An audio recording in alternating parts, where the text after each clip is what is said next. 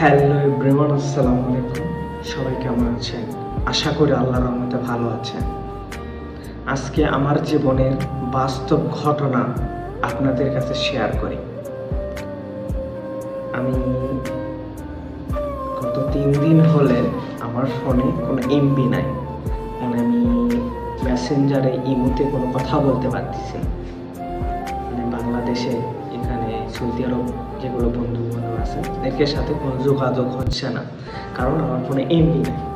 তো আমি ভাবলাম যে 3 দিন হলো দেশের কথা বলিনি, বাপ মায়ের সাথে বোনের সাথে কথা বলা হয়। তো আমার সাদিক মানে একজন বন্ধু আছে, তার মানে হটস্পট নিয়ে আমি দেখলাম যে আসলে আমি একটু কথা বলি, দেখি কি হয়। পরে মেসেঞ্জার চেক করলাম, ইমো চেক করলাম, হোয়াটসঅ্যাপ চেক করলাম। একটা জিনিস খেয়াল করলাম, 3 দিন হয়ে গেছে। তো কেউ দেখি মেসেজ দেয়, শুধু মা আর বোন ছাড়া।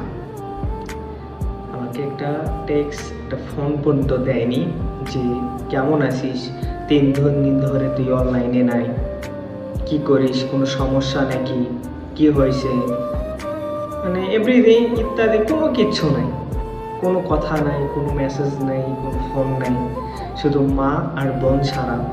মানে কেউ দেখলাম না যে কেউ আমার খোঁজ খবর নিল, অথচ আমি কিন্তু এখনো জীবিত আছি। তখন চিন্তা করলাম যে আসলে ভাই আমি বিদেশ বেঁচে আছি, 3 দিন আমি অনলাইনে নাই, অথচ আমার খোঁজ নেওয়ার মতো কোনো মানুষ নাই, অথচ তারা ঠিকই চলতেছে, অথচ আমি ফোন দিলে অথচ আমাকে ঠিকই ভালোবাসা দেখাচ্ছে। তখন বুঝলাম যে মানুষের কাছে আসে যতক্ষণ মন পড়ায় ততক্ষণ, দূরে গেলে মন ঠন ঠনাঠন। গ্রামের একটা প্রবাদ ছিল, আজকে সেই কথা মনে পড়তেছে যে যাদেরকে আপন ভাবি, আসলে আমরা তাদের কাছে যতক্ষণ পর্যন্ত উপস্থিত থাকি ততক্ষণ পর্যন্ত তাদের কাছে আমাদের মূল্য। দূরে গেলে আপনি কে, আপনি কোথায় আছেন, কেমন আছেন, কি করেন, এগুলোর কোনো কিচ্ছুরই যায় আসে না। যার যেরকম দিন, যার যেরকম নিয়ম, প্রত্যেক দিনের যে রুটিন, সেভাবেই চলবে। 3 দিনে এমন একটা জিনিস আমাকে শেখাইছে যে কারোর জন্য অপেক্ষা করতে নেই, কাউকে অতিরিক্ত ভালোবাসা দেখানো ঠিক না, কারোর জন্য অতিরিক্ত মায়া করা ঠিক না। ভাই 3 দিন হয়ে গেল, একটা মানুষ যে আমি বিদেশ বাড়িতে আসি, সে লোকটা মারা গেল নাকি বেঁচে আছে, না কোনো সমস্যা হলো, কোনো খোঁজ খবর নেই। কেউ টেক্সট পর্যন্ত করলো না, একটা মেসেজ পর্যন্ত নাই যে ভাই তোর কি হয়েছে। জাস্ট একটা চিন্তা করে দেখেন, আমি জিন্দা অবস্থায় শুধু অনলাইনে নেই, যে কোনো খোঁজ করার মতো কেউ না, তাহলে আমি মারা গেলে কি হবে? সাপোজ আজকেই যদি আমি মারা যাই, আমার খোঁজ নেওয়ার মতো কেউ থাকবে?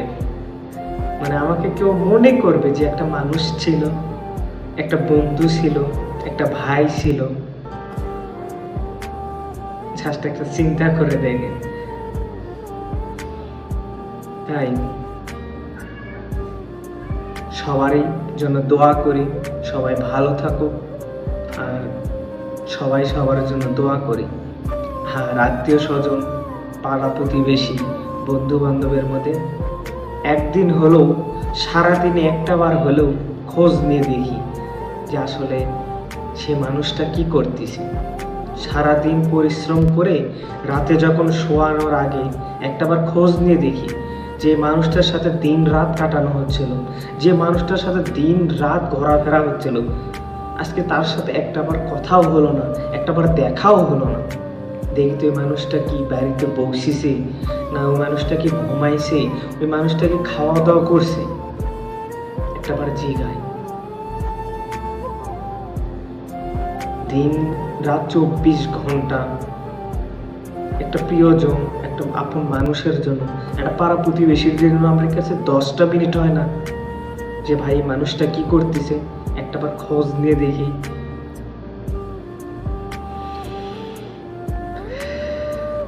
বাস্তব জীবন থেকে বলতেছি, 3 দিন আমাকে এমন একটা জিনিস শেখাইছে যে মানুষ কারোর জন্য অপেক্ষায় বসে থাকে না, মানুষ কারোর জন্য আশায় থাকে না। তার দিন তার সময় ঠিকই যায়, কিন্তু কিছু মানুষ জীবনে আসে আবার হঠাৎ করেই হারিয়ে যায়। এটাই জীবন। আমাদের দুনিয়াতে পাঠানো হয়েছে, আবার দুনিয়া থেকে নিয়ে যাব, কিন্তু কারো জীবন থেমে থাকবে না, কারোর জন্য সময় পর্যন্ত থেমে থাকবে না। কারকে এত ভালোবাসা দেখান, কার জন্য এত পরিশ্রম করে। তাই যিনি আমাদেরকে পাঠিয়েছেন তার পেছনে সময় দিই, তার কথা ভাবি, তার পেছনে ছুটি, তার দেখানো পথে চলি, তাকে অনুসরণ করি, তবেই আমাদের জীবন সুন্দর।